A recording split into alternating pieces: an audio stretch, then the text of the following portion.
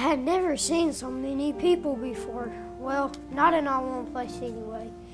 It was easier to just count them in. There must have been at least 5,000 of them.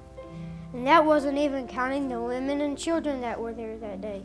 We were all there for the same reason, to see Jesus perform more miracles. That's why we walked miles and miles into a desert place and didn't even care there wasn't any food to eat, except for mine.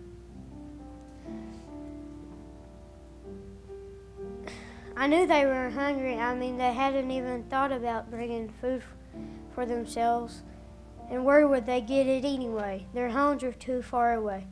And there I was, standing with the lunch my mother had packed for me, 5 small loaves of barley bread and 2 little fish. Then I heard Jesus ask one of his disciples how they planned to buy food for this huge crowd.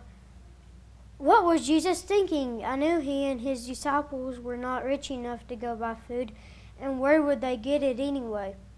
Then I felt a hand on my shoulder. When I looked up, I saw a disciple called Andrew pointing me out to the master. There is a lad here which hath 5 small loaves of barley bread and 2 little fish, but what are they among so many?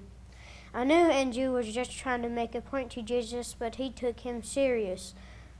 He ordered, "Make the men sit down." And all the men, women, and children sat in large groups.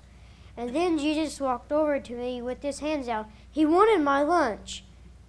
I didn't know how it could help, but I gladly gave what I had.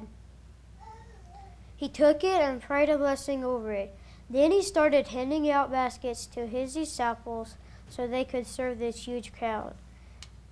The more baskets he filled, the more there was to fill them. Serve them what, you might ask? Why, serve them my bread and fish. That's what.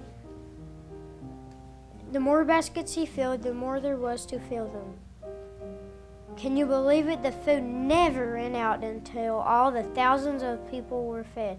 I'll never forget the day that Jesus performed a miracle with my little bread and fish.